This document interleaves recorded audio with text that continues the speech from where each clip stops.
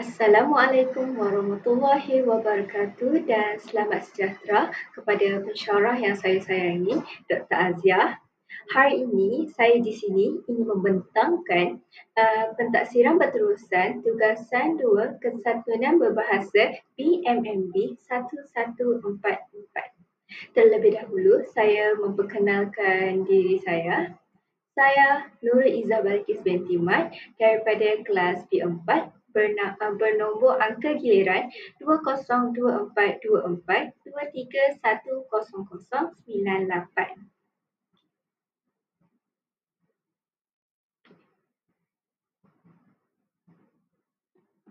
Okay, ini merupakan soalan pentaksiran berterusan yang saya dapat. Okay. Bagi pentaksiran berterusan tugasan 2 Kesatuan Berbahasa PMMB 1144, saya memilih iaitu pantun. Ini adalah pantun yang saya pilih. Apabila pelita tidak berisi, sumbu dipasang tidakkan nyala. Apabila manusia tidak berbudi, seteru datang rosakkan nama. Pantun ini dia dikategorikan sebagai salah satu pantun nasihat dan pantun ini diterbitkan oleh Khazanah Pantun Melayu Riau, Dewan Bahasa dan Pustaka pada 2007. Okey, pantun ini bertemakan kepentingan budi pekerti dan nilai akhlak dalam kehidupan seseorang manusia. Pantun ini juga menekankan bahawa sifat terpuji seperti berbudi bahasa, beradab dan berakhlak merupakan salah satu asas kehormatan diri seseorang dalam masyarakat. Tanpa adab, tanpa akhlak dan juga tanpa berbudi bahasa, seseorang masyarakat itu akan dipandang rendah oleh segelintir masyarakat yang lain. Kerana tanpa adab, dia akan dianggap dia akan dipandang serong oleh masyarakat yang lain.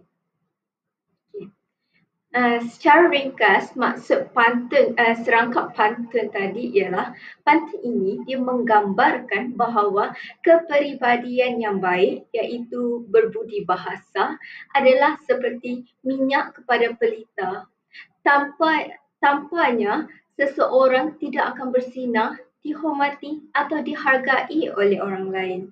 Individu yang tidak memiliki budi pekerti mudah terdedah kepada kebencian, permusuhan dan fitnah yang boleh menjatuhkan maruah dan nama baik mereka. Maka membina nilai murni ini merupakan salah satu keutamaan dalam kehidupan bermasyarakat. Kerana tanpa nilai murni pada masa kini, kemungkinan di Malaysia akan berlaku pergaduhan yang besar antara kaum, bangsa dan juga agama. Kerana tanpa nilai murni akan berlaku juga perselisihan faham antara kaum dan boleh menyebabkan pergaduhan yang besar dan permusuhan antara kaum. Okay. Seterusnya, mari kita tahu maksud setiap baris pantun ini. Bagi baris yang pertama, apabila pelita tidak berisi, pelita yang tidak diisi oleh minyak tidak mampu menyala. Kerana tanpa minyak, api pada pelita itu tidak dapat dihidupkan kerana minyak adalah salah satu sumber untuk menghidupkan pelita. Dan baris ini menggambarkan seseorang yang tiada isi atau kekosongan dari segi nilai, akhlak dan juga prinsip hidup.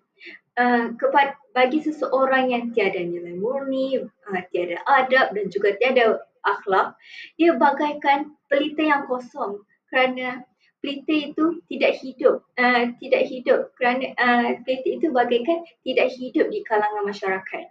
Okay. Bagi baris yang kedua, sumbu dipasang tidakkan nyala.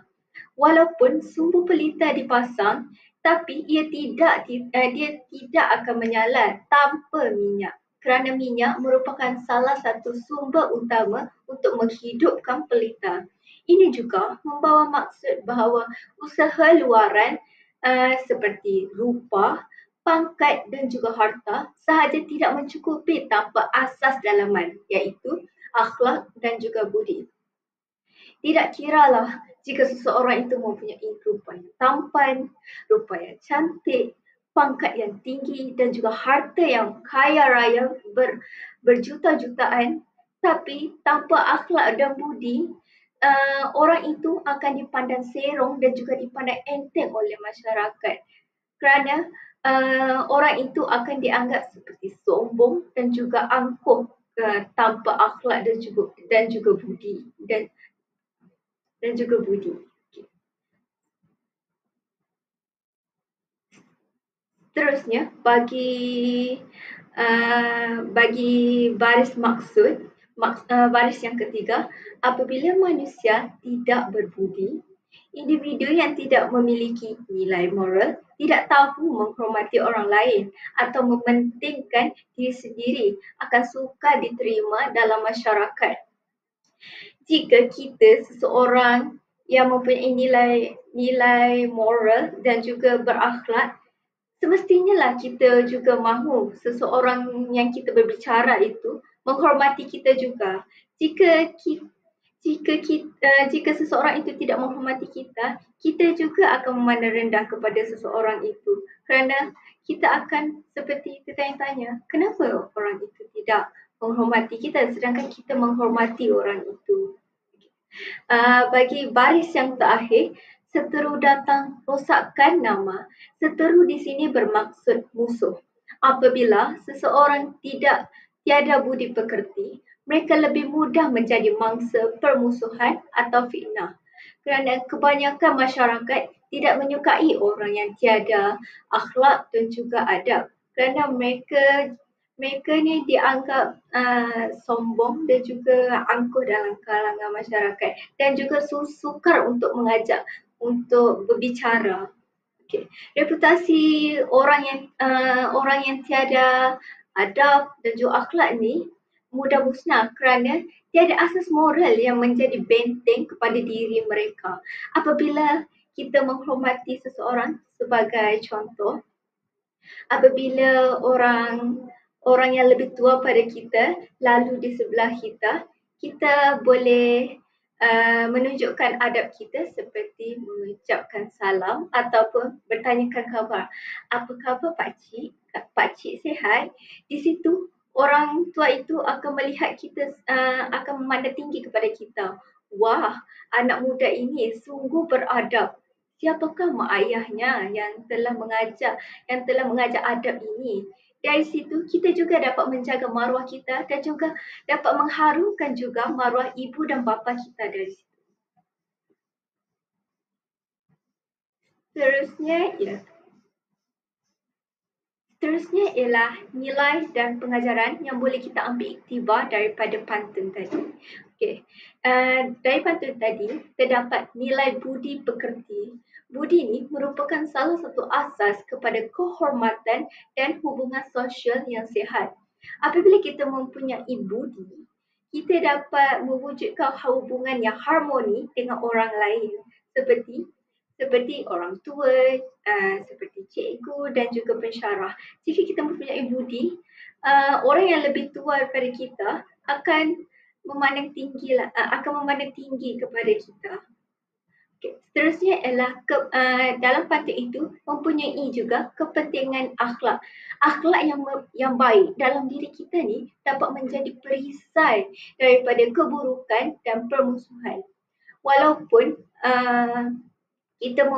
walaupun seseorang manusia itu tidak sempurna, sudah tentu mereka mempunyai keburukan mereka itu sendiri. Tetapi dengan akhlak yang baik, kita dapat berselindung daripada keburukan yang kita lakukan itu. Okay. Seterusnya ialah pantun ini, daripada pantun ini, kita dapat menjaga harga diri dan juga maruah kita. Tanpa budi, seseorang itu akan mudah dijatuhkan dan dipermainkan. Seterusnya ialah pantun ini mempunyai hikmah dan kebijaksanaan orang dulu-dulu. Budaya pantun pada zaman dulu menunjukkan betapa orang Melayu ni terdahulu menekankan kesopanan dan nilai rohani. Betapa orang dulu-dulu ni menekankan adab dan juga akhlak dalam diri seseorang sehingga kan wujudnya pantun ini. Okey, yang terakhir ialah dalam pantun ini menunjukkan peranan dalam pembinaan negara. Budi pekerti penting dalam membentuk warga negara yang berintegriti dan juga beretika. Tanpa budi bahasa, tanpa akhlak dan juga tanpa adab, kita tak mungkin akan berada di negara kita sekarang ni.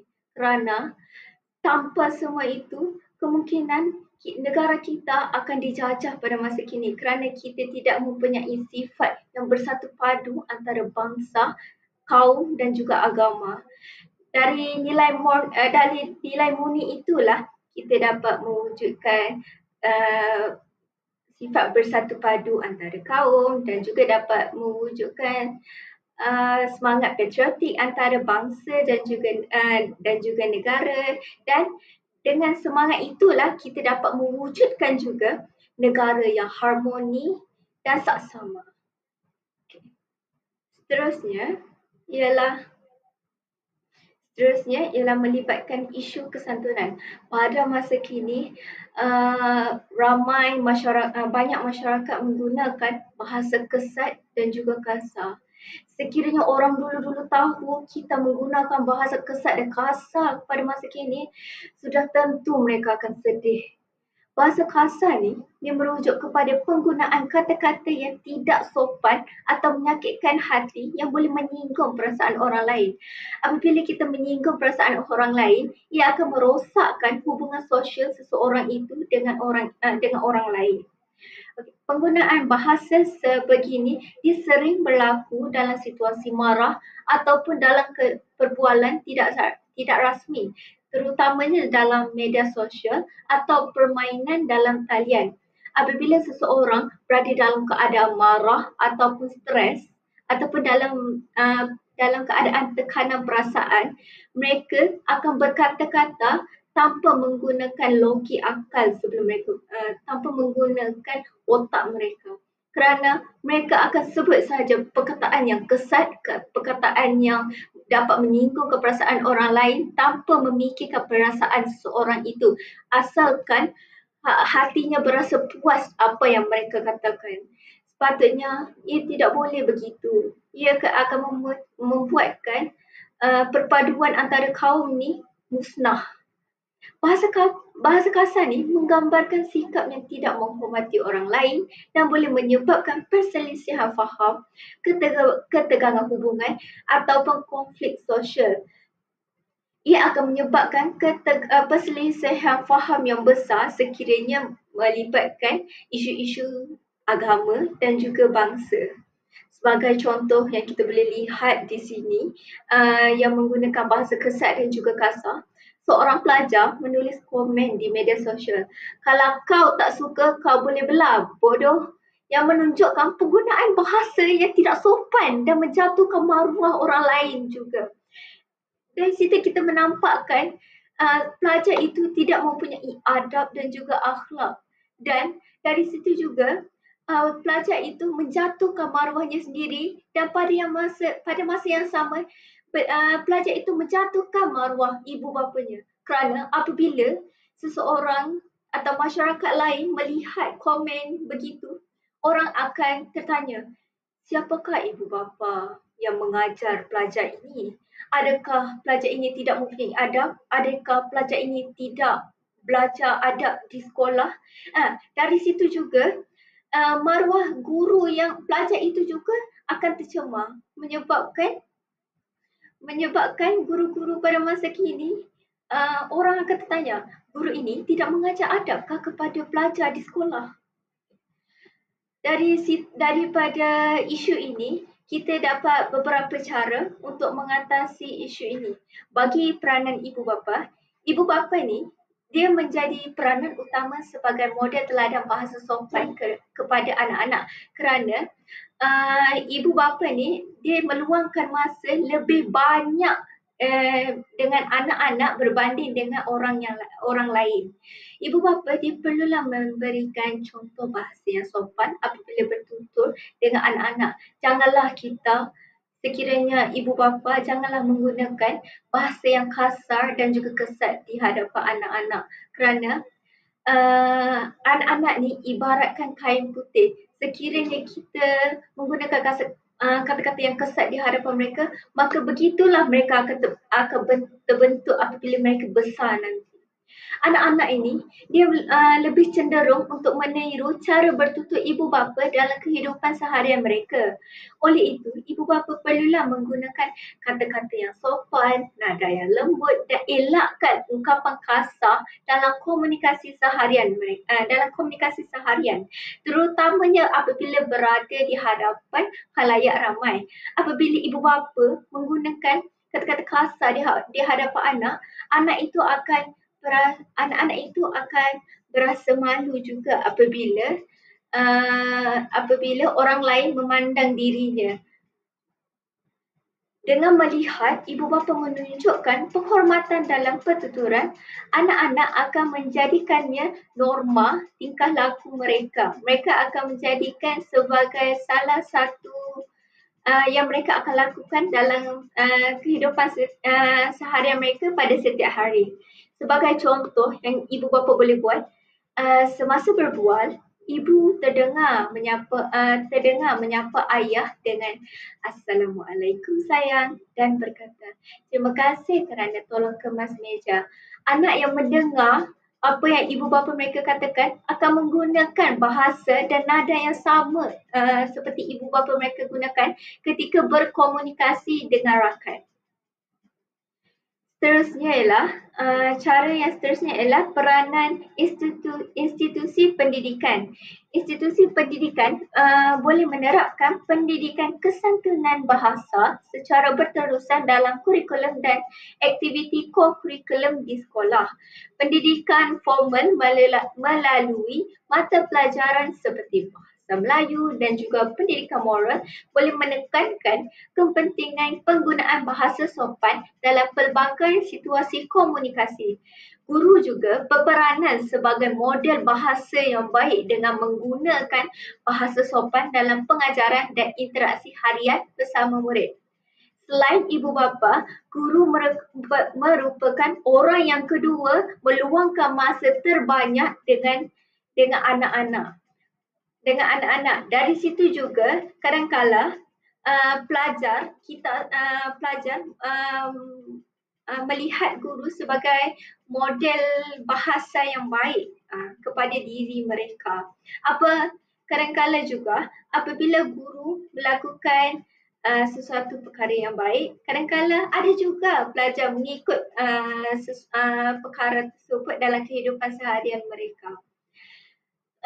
Di sekolah juga boleh mengadakan penganjuran program atau kempen kesantunan bahasa seperti Minggu Bahasa ataupun bengkel komunikasi beradab supaya dapat meningkatkan kesedaran dan penghayatan pelajar terhadap nilai kesopanan dalam berbahasa.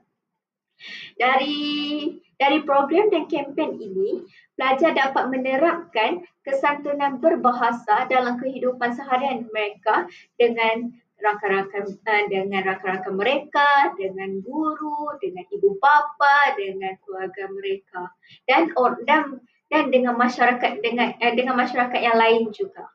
Sebagai contoh, Sekolah Menengah di Selangor menganjurkan program Jom Berbahasa Sopan yang melibatkan pertandingan pidato, penulisan esei dan drama pendek.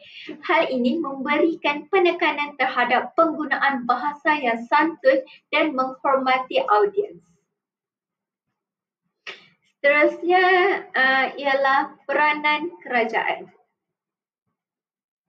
Kerajaan meningkatkan kawalan, pendidikan dan penguatkuasaan undang-undang untuk membendung penggunaan bahasa kasar. Kerana pada masa kini, penggunaan bahasa kasar semakin berleluasa, terutamanya apabila bermain permainan video dan juga di media sosial. Masyarakat pada masa kini komen tanpa memikirkan perasaan pengguna media sosial yang lain. Dari situ kita dapat lihatlah penggunaan bahasa kasar kini semakin merebak tanpa mengira usia dan juga jantina. Kerajaan juga boleh melakukan inisiatif melalui MCMC dan juga Kementerian Komunikasi dan Multimedia KKMM dan memperkenalkan peraturan dan pelesenan terhadap platform media sosial untuk memastikan kandungan kasar, benci dan menghasut dapat dikesan, dilaporkan dan diambil tindakan. Kerana pada masa kini, platform media sosial ni semua orang mempunyai media sosial mereka yang tersendiri tanpa mengira usia apa. Walaupun mereka berumur 5 tahun, 8 tahun, 11 tahun, 20 tahun, mereka pada masa kini mereka sudah ada media sosial itu kerana kadang-kadang mereka menggunakan akaun ibu bapa mereka untuk melayari media sosial. Apabila kanak-kanak yang kecil melayari media sosial dan mereka melihat kata-kata kesat ini, mereka kanak-kanak ini bagaikan kapas putih yang suci. Apabila mereka melihat kata-kata kesat, kata-kata buruk itu, kapas itu akan menjadi buruk dan dari situlah bermulanya kata-kata kesat seseorang kanak-kanak, seseorang pelajar itu. Contoh yang kita boleh lihat di sini, bermula 1 Januari 2025, platform dengan lebih 8 juta pengguna wajib mendapatkan lesen dan mematuhi peraturan kandungan termasuk menapis bahasa kesat dan juga berita palsu bagi mengelakkan perselisihan faham dan juga salah faham antara masyarakat. Langkah ini membolehkan kerajaan menghantar notifikasi dengan mengenakan denda atau menyekat akses jika platform gagal mengawal kandungan yang berbahaya. Seseorang ini tidak akan mengambil iktibas sekiranya mereka tidak menghadapinya sendiri akibat itu. Kadang-kala seseorang ini mereka menggunakan kata-kata yang kesat ataupun kata-kata yang kasar di media sosial. Apabila mereka mendapat denda daripada kerajaan, mereka akan sentiasa beringat untuk sentiasa menjaga pertuturan mereka apabila menggunakan media sosial. Bagi cara mengatasi isu ini, yang terakhir ialah peranan media massa. Media massa boleh mempromosikan media massa seperti Instagram, TikTok, X dan juga berbagai-bagai lagi, ataupun boleh juga menggunakan WhatsApp sebagai menghantar sebagai mesej berantai. Dari situ boleh mempromosikan kempen kesedaran kesantunan bahasa di media massa. Media massa ni terdapat berbagai, ada juga secara dalam talian, ada juga seperti dalam akhbar, radio, televisyen dan portal digital berperanan menyebarkan kempen untuk mendidik masyarakat mengenai kepentingan penggunaan bahasa yang santun dan juga bertanggungjawab. Apabila seseorang masyarakat itu mendapat mesej ataupun mendapat mendapat berita tentang kempen kesedaran kesantunan bahasa ni, sudah tentu mereka akan baca tentang apa yang isi yang terkandung dalam media massa itu, dan dari situ juga mereka dapat ilmu pengetahuan tentang tentang kepentingan penggunaan bahasa yang santun dan juga beradab. Melalui kempen yang berkala ini, kita perlulah sentiasa melakukan kempen secara berterusan. Mesej seperti cakap baik-baik sikit dapat disampaikan secara berterusan untuk meningkatkan kesedaran awam. Apabila seseorang mendengar mesej seperti cakap baik-baik sikit ni, mereka akan muhasabah diri mereka dan juga mereka akan mengambil iktibar. Kalaulah aku sudah tahu aku menggunakan kata-kata kesat. Mulai hari ini aku ingin berubah, aku ingin menggunakan kata-kata yang baik sahaja. Kerana tidak mengiralah agama apa pun, semua Tuhan marah apabila seseorang hamba itu menggunakan kata-kata yang sesat. Kerana orang yang menggunakan kata-kata yang kesan ni ibarat orang yang tidak bersyukur dengan apa yang mereka miliki, apa yang mereka dapat dalam kehidupan mereka ini. Dan daripada contoh peranan media massa di sini kita boleh lihat RTM menyiarkan iklan perkhidmatan awam secara ringkas PSA dan program tematik yang menekankan nilai budi bahasa dan adab bertutur sebagai sebahagian daripada pendidik komunikasi awam. Okay. Daripada RTM tu, daripada RTM iaitu radio itu, berbagai orang dengar radio itu dan dari situ mereka dapatlah seperti ilmu pengetahuan yang lebih dari situ. Okay. Kesimpulan yang saya boleh buat di sini, pantun yang saya berikan sebentar sahaja tadi, walaupun ringkas, ia menyampaikan mesej yang sangat mendalam dan juga moral yang sangat relevan pada masyarakat pada masa kini dan juga hari ini. Ia menjadikan peringatan bahawa kejayaan yang sebenar bukan hanya dinilai daripada pencapaian luaran, tetapi ia mementingkan dan lebih utama ialah nilai dalaman yang mencerminkan jati diri seseorang itu. Dalam konteks pembinaan tamadun, akhlak yang baik menjadi asas masyarakat yang bersatu padu dan saling menghormati. Apabila kita mempunyai masyarakat yang bersatu padu dan saling menghormati, kita juga dapat mewujudkan negara yang harmoni dan juga masyarakat yang bebas daripada perselisihan faham dan juga masyarakat yang mempunyai semangat patriotik yang sayang pada negara. Ini ialah beberapa rujukan yang saya ambil untuk melakukan pembentangan ini. Itu sahaja pembentangan kesantunan berbahasa daripada saya pada hari ini. Sekian, terima kasih.